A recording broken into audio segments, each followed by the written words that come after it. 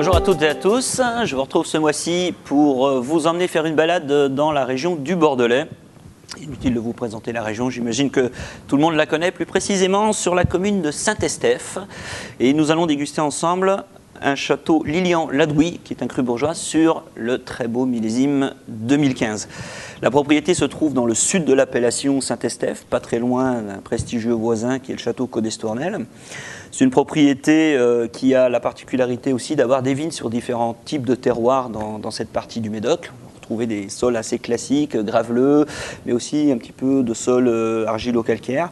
Ça va amener effectivement des expressions un petit peu différentes qui vont participer à l'identité du château Lilian-Ladouis et à sa complexité. Alors, le millésime 2015 est un millésime encore très jeune à Bordeaux, puisque c'est une année où il y avait beaucoup de soleil, ça a donné des vins avec une certaine puissance, une matière encore un petit peu dense aujourd'hui. On le voit sur ces couleurs, robes encore sombres qui évoquent évidemment la jeunesse par sa teinte.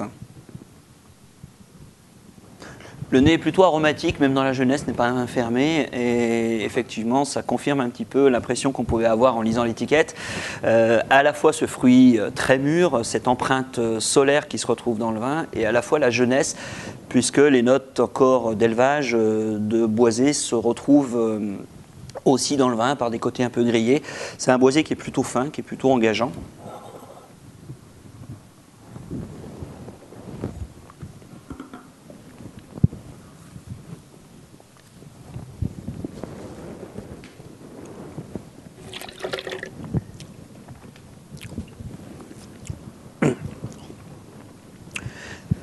C'est un Saint-Estèphe qui a gardé cette typicité. On attend de la puissance, on attend une certaine race dans ces vins-là, des tanins toujours solides dans la jeunesse, mais à la fois avec cette diversité de terroirs et ce savoir-faire, de la finesse, un grain de tanin plutôt fin, agréable, enrobé aussi dans la puissance liée au millésime, une très belle matière mûre, un boisé encore un tout petit peu présent. On sait qu'il va falloir un petit peu de temps, mais en tout cas, le potentiel d'un très joli vin est déjà là, on le devine et on en profite dès aujourd'hui. Alors, un peu de patience va être nécessaire, c'est quand même un vin qui va demander quelques années. On va vous recommander de le déguster à partir de 2022 jusqu'en 2028, sans aucun problème.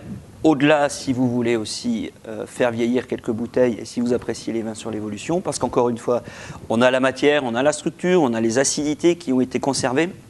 On est sur un vin qui est très complet et qui saura s'épanouir et vous ravir en compagnie de viandes qui ont du goût principalement.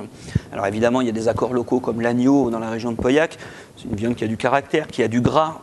Le vin a la structure, la puissance et les tanins pour ça. Mais ça peut aussi être une viande saignante, en cuisson très courte, comme un canard par exemple, un bœuf bien sûr, sous différentes préparations.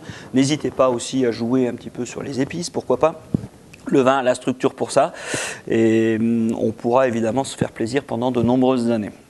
Voilà, j'espère que vous prendrez beaucoup de plaisir à déguster le moment venu ce château Lilian-Ladouis. Et d'ici là, je vous souhaite de bonnes dégustations et vous retrouve bientôt sur Cavissima.